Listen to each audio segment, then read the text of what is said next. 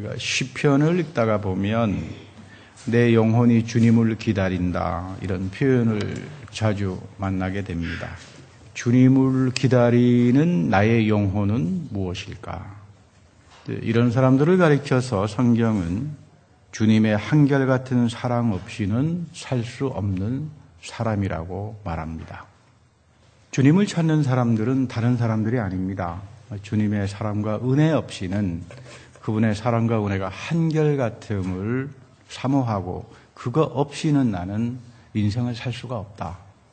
그러니까 세상에서 모자란 것 없이 잘 사는 사람들은 하나님을 찾을 이유가 없습니다. 죄에 대한 아픈 경험, 자신에 대한 실패의 경험, 이 모든 것들 나는 내 능력으로 모든 것을 다 할 줄 알고 살아왔지만 그것이 아니로구나. 이거를 뒤늦게 깨닫는 마음을 가리켜서 성경에서는 특히 시편에서는 상한 마음이라고 말합니다. 마음이 상했다. 여러분 다윗 임금의 권좌에 있을 때 뭘 못했겠습니까? 권력과 자기 가지고 싶은 것, 경제 다 누리고 살 수 있었는데 왜 이런 다윗이 상한 마음을 갖습니까? 근데 이게 참 아이러니컬한 거예요. 신앙은 역설입니다. 여기에서부터 시작합니다. 다 누리고 다 가질 수 있는 사람인데 정작 내가 하나님 앞에 왔을 때 난 아무것도 아니었습니다. 주님께서 내 생명을 이끌어 주지 않으시면 내 직책이 왕인들, 세상에서 잘 나간다는 삶을 산들, 그것이 저에게는 의미가 없습니다. 상한 마음이죠. 이런 사람들이 그 영혼이 갈급해지기 시작합니다. 그래서 하나님을 찾기 시작합니다. 그래서 다윗은 종종 시편에서 나의 하나님이여 내가 주님께 의지하였으니 나로 부끄럽지 않게 해 주십시오. 여러분 임금이라 그래서 항상 편안합니까? 전쟁터에 나가기도 해야 되고요. 적군에게 쫓겨가기도 해야 되고요. 여러 가지 인생의 쓴맛 짠맛을 다 본 사람이 사실은 다윗이에요. 그러니까 내가 의지할 분은 하나님 한 분밖에 없다. 내가 돈을 의지했을 때, 내가 권력을 의지했을 때, 내가 세상 것을 의지했을 때는 결국 그것이 나에게 가져다 준 것은 수치스러움이고 부끄러움이었다. 그러나 내가 하나님 말씀을 의지하고 하나님을 의지했을 때 하나님은 나를 그 수치스러움에서부터 구원해 주셨다. 이런 고백이죠. 사실 이런 정도의 신앙 고백은 쉽지 않습니다. 말로는 우리가 다 할 수 있습니다. 내가 하나님 의지하죠. 다 하지만 조금이라도 어떤 어려운 일 경험하면 금방 자기 생각에 자기 계획에 불안해하고 그게 우리 인생의 모습 아니겠어요? 우리가 살면서 우리가 살아가는 인생에는 예기치 않은 울무도 있고 덫도 놓여 있고 그런가 하면 예기치 않은 사건도 있고 그래서 우리 스스로 이기지 못하는 것들이 사실은 너무나 많습니다. 이런 것들을 통해서 오히려 믿음의 사람들은 하나님이 나를 만나자 그러는구나. 사인으로 봅니다. 믿음의 사람들은 그 어려운 시간을 경험하면서 좌절하고 실패하는 것이 아니라 하나님께서 나를 만나자 그러는구나. 내 능력으로 되지 않는다. 하나님 안에서 내가 이 문제를 깨닫고 새로운 생명을 가지고 나가야지. 이런 이야기일 수가 있다는 거죠. 교회사 전통에 보면 펠라기아니스라고 하는 사람들이 있었는데 이 사람들은 은혜는 자연적인 거다. 하나님이 주시는 은혜는 어떤 초월적이고 신성한 것이 아니라 내가 열심히 살면 그만큼 여러분 혜택을 보지 않겠습니까? 그게 은혜다. 그러니까 너가 자유의지를 가지고 열심히 살아가라. 너가 최선을 다해서 살아가면 하나님이 너를 도와주지 않겠느냐. 그게 은혜다. 그러니까 이 펠라지아니스트들은 인간이 하는 자유의지하고 하나님이 주시는 은총을 하나의 수준으로 만들어버립니다. 이 펠라지아니스트하고 가장 오랫동안 평생을 거쳐서 싸움을 한 사람이 어거스틴이라는 사람인데 이 어거스틴이 그런 말합니다. 자유의지. 나도 그 자유의지로 다 할 줄 알았는데 지내보니까 그 의지는 죄 짓는 데만 자유롭더라. 여러분 의지를 가지고 보십시오. 이 의지가 물론 선행을 할 때도 있지만 나쁜 짓 하는데 더 많이 자유롭게 쓰여지지 않습니까? 인생을 살아본 사람이죠. 깊이 있게 살아봤습니다. 이게 나로서는 어렵더라. 인간이라고 하는 것은 죄라고 하는 현실은 인간의 제한성이라고 하는 것은 그렇게 인간이 도덕성이나 자유의지를 가지고 해결할 수 있는 그런 영역의 문제가 이제 아니다. 그런데 오늘날 사실은 어거스틴이 강구했던 은총보다는 다윗이나 바울이 이야기하는 은총보다는 이 펠라지아니스트들이 우리 주변에 너무나 많이 있습니다. 내가 마음대로 열심히 하면, 내가 선행을 하면, 내 존재를 가지고 열심히 살면 다 되는 거지. 귀찮게 거기에 무슨 유치하게 하나님의 은총을 갖다 붙이느냐. 이런 사람들이 많죠. 바울이 이야기하는 하나님이 너희를 믿음으로 구원했다라고 하는 말에는 좀 더 깊은 뜻은 법정적인 용어라고 합니다. 의롭게 했다. 하나님이 너를 의롭게 했다는 말을 바울이 구원론으로 쓰는데 믿음을 통해서 의롭게 했다. 이 말이나 은혜를 통하여 믿음으로 구원을 얻었다가 같은 말입니다. 근데 바울은 이거를 의롭게 했다. 의롭게 하는 은총이다. 근데 의롭다라고 하는 말이 사실은 법정의 용어예요. 이런 겁니다. 여러분들이 혹시 고소를 당해봤는지 모르겠어요. 고소를 당해서 법정에 서본 사람들이 있는지 모르겠습니다. 그러면 아마 이 하나님이 믿음을 통해서 의롭게 해주셨다는 뜻을 아주 리얼하게 알 수 있습니다. 제가 이 고소를 당해본 적이 있거든요. 잘못한 게 아닙니다. 이웃집 사람들이 잘못했는데 자기가 손해를 보았으니까 억울해서 저를 고소를 한 거죠. 기분이 상합니다. 그래도 보험도 가입이 돼 있기 때문에 그렇다고 해서 무슨 여러분 보험이 가입이 돼 있다 그래가지고 마음이 든든한 건 아니잖아요. 사람이 법정에서 고소를 당하면 우선 기분이 불쾌해지고 두 번째는 사람이 불안해지잖아요. 그렇잖아요. 무슨 보험이 그렇게 대수가 아니죠. 그런데 한 1년간 과정을 통해 가지고 내려진 법정의 이야기가 당신은 아무런 잘못이 없습니다. 땅 치면 있죠. 그때 한 1년 동안 무거웠던 마음이 날아갈 것 같지 않습니까? 이거예요. 하나님이 너를 의롭게 했다. 믿음을 통해서 의롭게 했다라고 하는 말은 뭐냐면 법정에서 하나님이 사탄이 와서 저 인간 세상 살면서 맨날 나쁜 짓만 하고 살았습니다라고 고소를 하는데 하나님이 땅 치면서 죄 없다 이렇게 선언해 주는 겁니다. 이것이 믿음으로 구원을 얻는다는 말의 본래 뜻이에요. 그러니까 여러분, 이거 쉽지 않죠. 이 영적인 깊은 세계에서 이런 해방을 경험해 보지 못하고서는 그럼 입으로 내가 구원 얻는다 이런 정도의 여러분 이야기가 아닙니다. 예수 그리스도가 나를 십자가에서 죽고 부활한 이 사건이 예수 안에 나타난 하나님의 은혜의 사건을 통해서 하나님이 나는 참 허물덩어리고 연약함이 너무나 많은 사람인데도 그 믿음을 통해서 나를 의롭게 여겨주시는구나. 이게 구원이고 이게 해방이라고 하는 거죠. 가끔 임종을 맞이한 사람들을 만날 때가 있습니다. 목회자로 살면서 임종을 앞둔 분들을 만나보면 평소에 신앙생활 잘하고 선량한 믿음을 가지고 또 살아가는 사람들은 마지막 임종에서도 목회자에게 굉장한 감동을 줍니다. 평화로워요. 믿음이 있고 난 확신을 가지고 살아간다. 그래서 참 이 믿음에 선량한 사람들은 마지막에까지도 목회자들에게 주변의 가족들에게 위로와 감명을 주고 가는구나. 그런 은혜를 받을 때가 참 많아요. 근데 하나님을 멀리하고 살았던 사람들 죽음의 순간에 가게 되면 거의 100%가 후회합니다. 나에게 다시 한번 이런 일이 있었다면 그 다 과거 시간에 대한 후회로만 끝납니다. 그 믿음을 가져서 내가 비록 지금까지 하나님 보시기에 충분하지 못하고 모자랗게 살았지만 나를 덮어주시는 은혜가 크기 때문에 예수 그리스도의 죽음과 부활을 통해서 하나님이 나를 의롭게 해주시고 새로운 생명으로 인도할 거다. 이런 믿음을 끝까지 간직할 수 있다면 그게 얼마나 마지막에 아름다운 인생이겠어요. 근데 사람들이 그렇게 그걸 잘 갖지 못합니다. 오늘 로마서에 보면 내가 만일 입으로 예수를 주로 시인하며 또 하나님께서 그를 죽은 자 가운데서 살리신 것을 내 마음에 믿으면 이거 굉장히 중요한 말입니다. 여러분들 보세요. 또 하나님께서 그를 죽은 자 가운데서 살리신 것을 내 마음에 믿으면 이게 무슨 말이에요? 너희 마음속에 그리스도의 부활을 믿을 수 있다면 너희 마음속에 내가 죽어서 끝나는 것이 아니라 내가 죽어 내 속사람의 영원한 생명으로 간다라고 하는 나의 부활을 믿을 수 있다면 이걸 입으로 시인할 수 있다면 그는 구원을 받은 자다 그 말이에요. 여러분 이해가 가세요? 뭘 입으로 시인합니까? 예수 그리스도의 부활뿐만 아니라 이 그리스도의 부활이 내 안에서도 성령을 통해서 나를 영원한 생명으로 가게 할 거다를 믿는 자들은 구원의 사람들이다. 첫 번째 부활의 참여를 믿는 사람들을 만나잖아요. 이런 믿음이 여러분 사실은 굉장히 소중하고 귀중한 믿음이죠.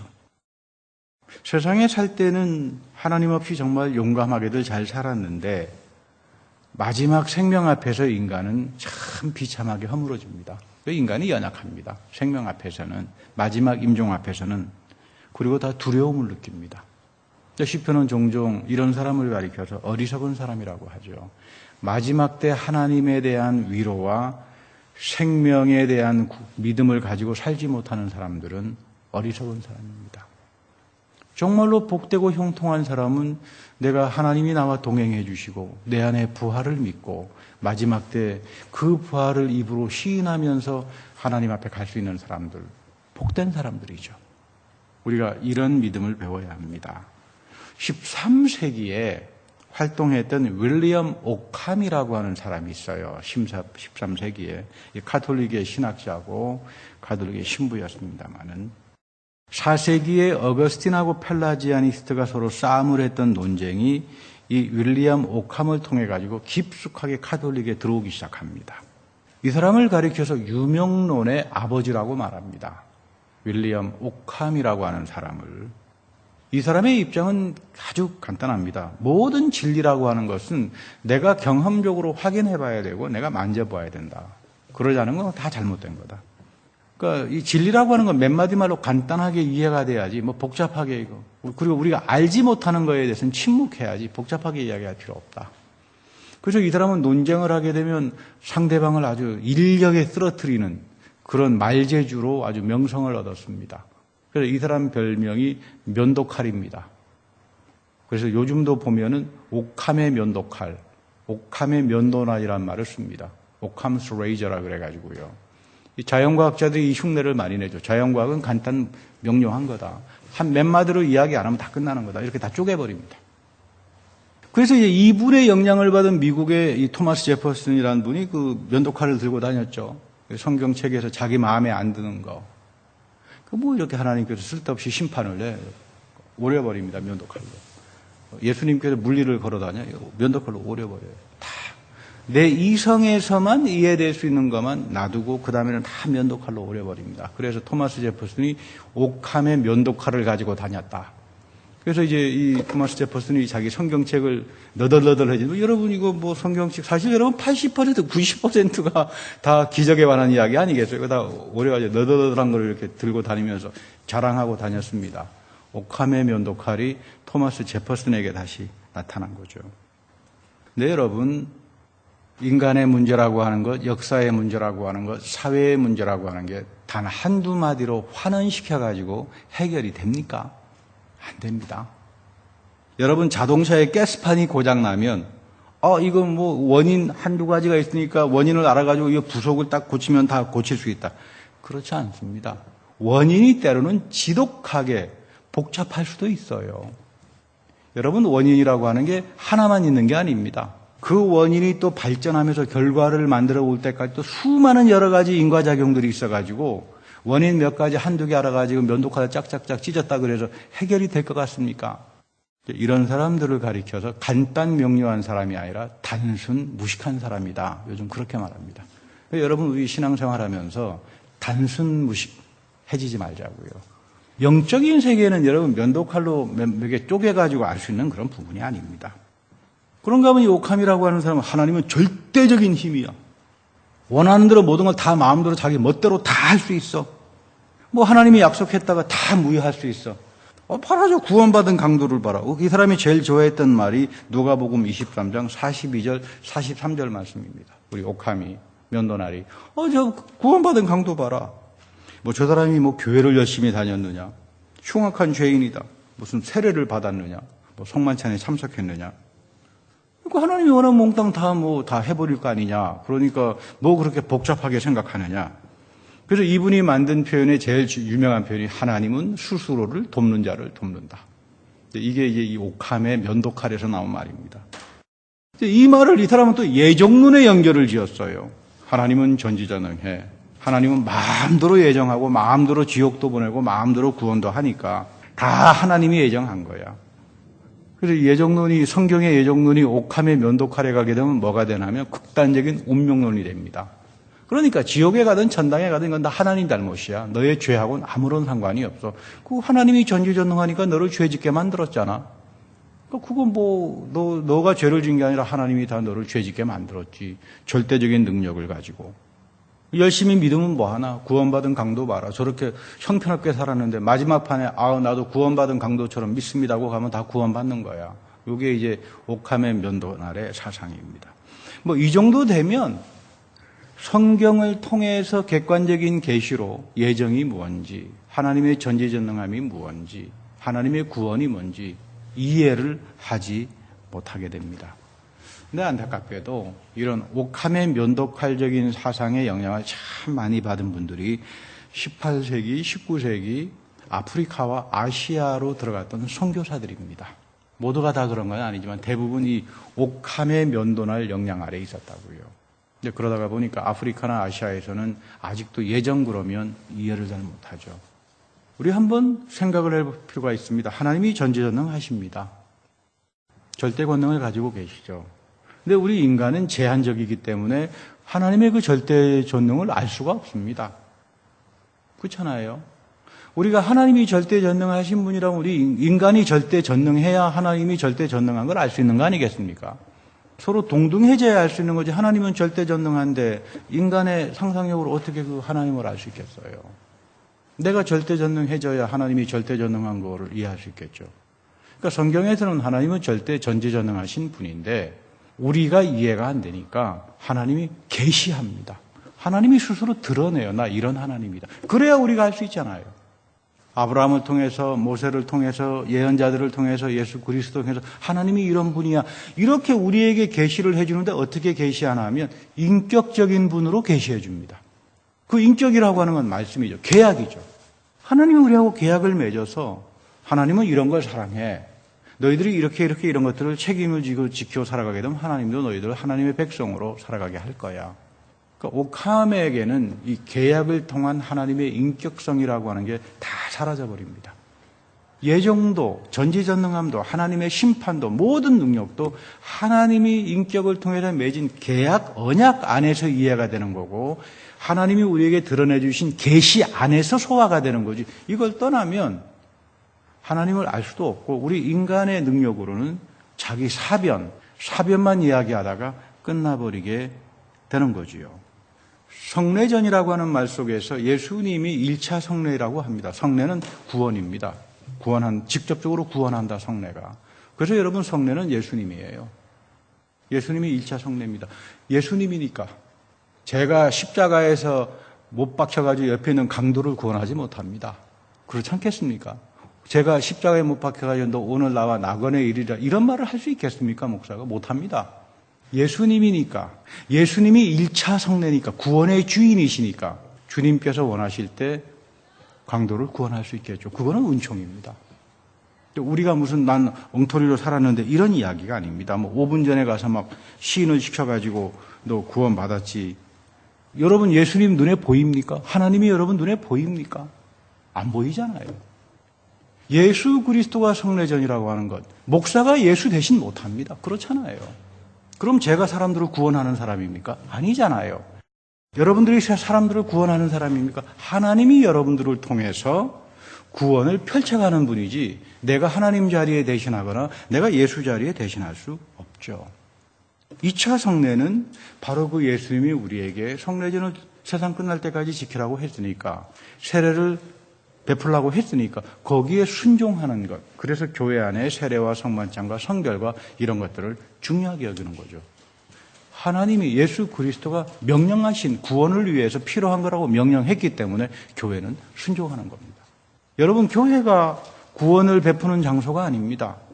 사람들이 모여가지고 우리가 어떻게 구원을 베풉니까? 하나님의 약속이 있고 너희들이 이 약속을 지킬 때 하나님께서 인격적으로 우리와 역사를 하고 이 교회를 통하여 하나님의 놀라운 구원의 삶들을 펼쳐나가겠다. 이 계약 때문에, 이 하나님이 하신 언약 때문에 교회가 소중하다는 그런 이야기죠. 우리가 잘 아는 밀양이라는 영화 여러분 잘 알잖아요. 이 영화의 사상적 배경이 되는 것도 똑같은 오캄의 면도날입니다. 이 오캄의 영향을 가장 18세기에 강하게 받은 사람이 칼 마르크스라는 사람이에요. 자유우주로 모든 걸 다 한다. 간단 명료하게. 이 세상 복잡할 거 없다. 프롤레타리아트가 다 지금 잉여 노동을 착취당하니까 이 프롤레타리아트를 통해 노동자 계급을 해방시키면 이 세상은 전부 다 행복한 사회가 될 수 있다. 행복한 사회가 된 나라가 없잖아요. 지옥이 돼버렸죠. 다 지옥이 돼버렸습니다. 간단 명료하게 해석하는 게 단순 무식한 해석이 돼버렸다 이 말입니다. 인간의 삶이라고 하는 것. 우리 잘 알다시피 어린아이를 유괴해 죽여놓고는 전도연 씨가 엄마인데 그래도 하나님 말씀을 믿고 용서해야 되겠다. 내가 이 사람을 용서하지 않고 내가 참 괴로워서 못 살겠다 하고 찾아갔더니 이 살인자 하는 이야기가 나는 이미 감옥에서 하나님 다 영접했으니까 다 용서받았고 당신의 용서 필요하지 않습니다. 내가 유괴해가지고 죽인 당신 아들을 위해서 내가 기도하고 있으니까 그냥 집에 가세요. 그러면 이 전도연 씨가 이 머리가 안 열리겠습니까? 그래서 이 찾아간 엄마가 정신이 돌아버려가지고 교회를 떠난다. 그런 내용입니다. 기독교를 비판하고 싶으면 기독교를 알고 비판하는 거에 대해서는 저는 한마디도 말 안 합니다. 저는 칭찬합니다. 우리가 잘못했으면 바꿔야 되잖아요. 근데 적어도 기독교를 비판하려면 좀 알아서 비판해야 될 거 아니에요. 성경에 이런 말이 어디 있어요? 기본적인 유명론 아닙니까? 구원받은 강도 봐라. 감옥 들어가가지고 자기가 용서 다 하고 자기가 다 하나님이 돼버리고 이런 게 기독교입니까, 여러분? 아닙니다. 오늘날 우리 주변에는 옥함적인 기독교가 너무나 판을 칩니다. 성경은 하나님의 죄의 용서에 대해서는 회개에 합당한 열매가 동반됩니다. 제일 중요합니다. 제가 아마 한 100번은 이야기했습니다. 여러분들이 복되게 살고 싶으면 반드시 하나님 말씀의 가치를 지키고 살아가라. 이 하나님 말씀의 가치 중에 최고의 가치가 느메시스 가치다. 정죄하지 마라. 나하고 설령 마음에 안 들더라도 쉽게 비판하거나 쉽게 남 정죄하지 마라. 저지멘탈리즘으로 가지 마라. 그건 백발백중 전부 다 바리새파로 갑니다.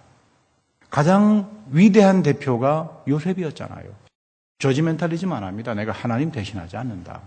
형들을 용서하잖아요. 남을 저지멘탈리즘 하지 않는다.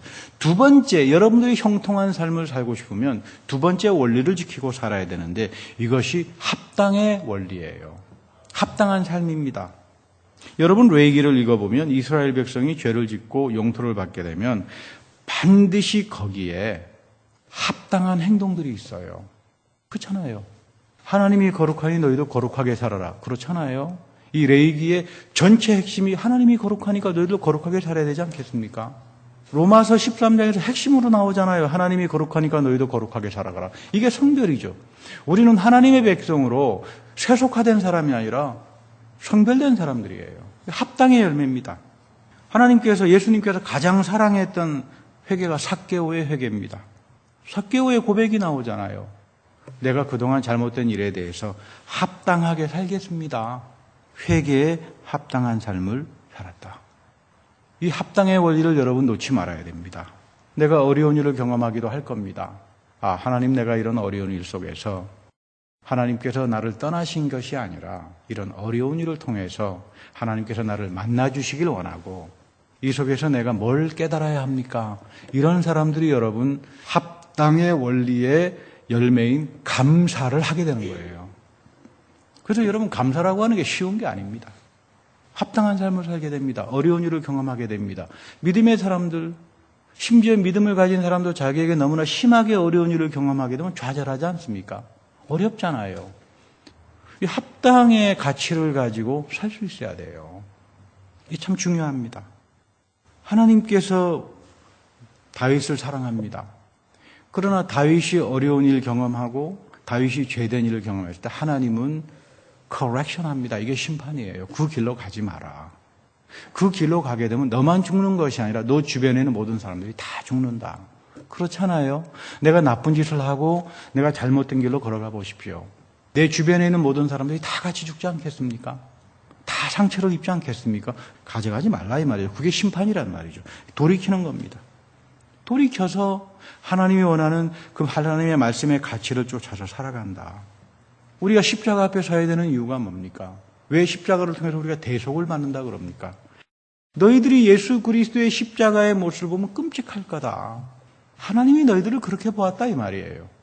하나님이 너희들을 볼 때 그렇게 보았는데 그 성령을 통해서 믿음을 가진 사람들은 예수의 십자가 앞에서 하나님이 나를 저렇게 보셨는데 이제는 그 저주와 심판이 십자가에 떨어졌구나.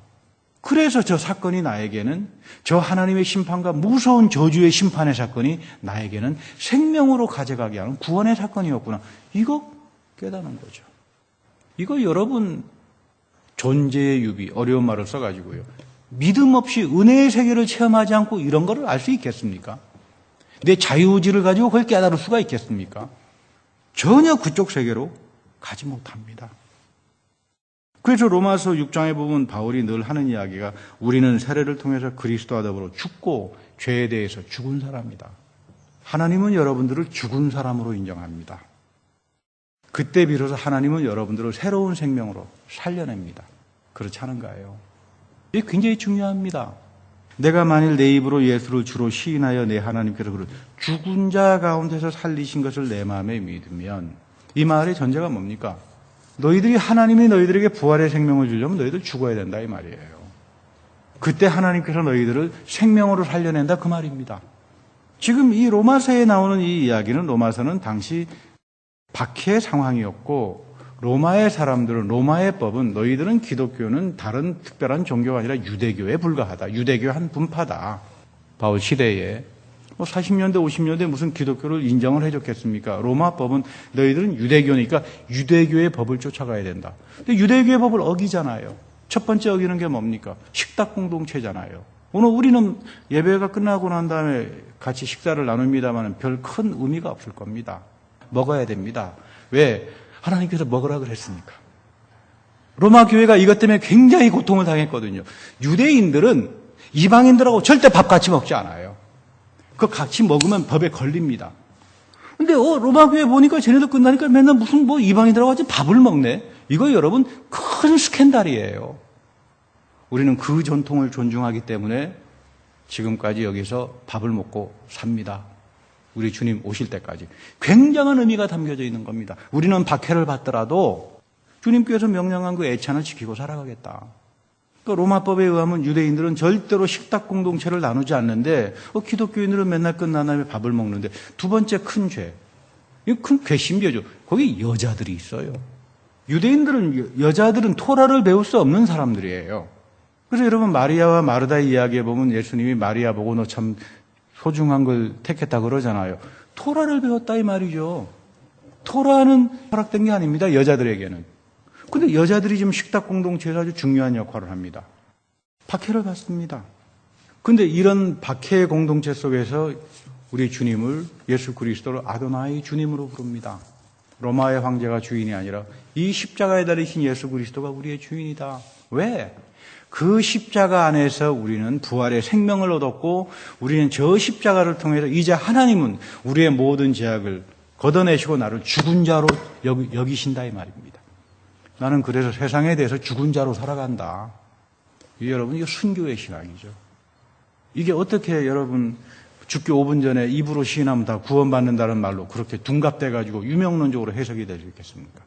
여러분 믿음의 진지함, 은혜의 진지함을 지키고 살아갈 줄 알아야 돼요. 그리고 특별히 합당의 원리.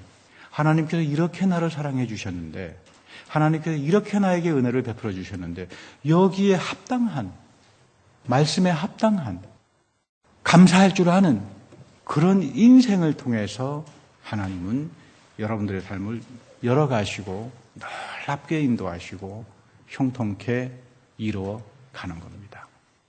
이런 복된 신앙이 되기를 축복합니다. 다 같이 기도하겠습니다. 주님, 우리가 이제는 주님의 말씀을 듣고 하나님의 은혜를 깨닫고 오직 예수 그리스도의 십자가 안에 나타나신 하나님의 그 넘치는 긍휼을 바라보면서 그 은혜에 합당한 삶들을 살아가게 하옵소서.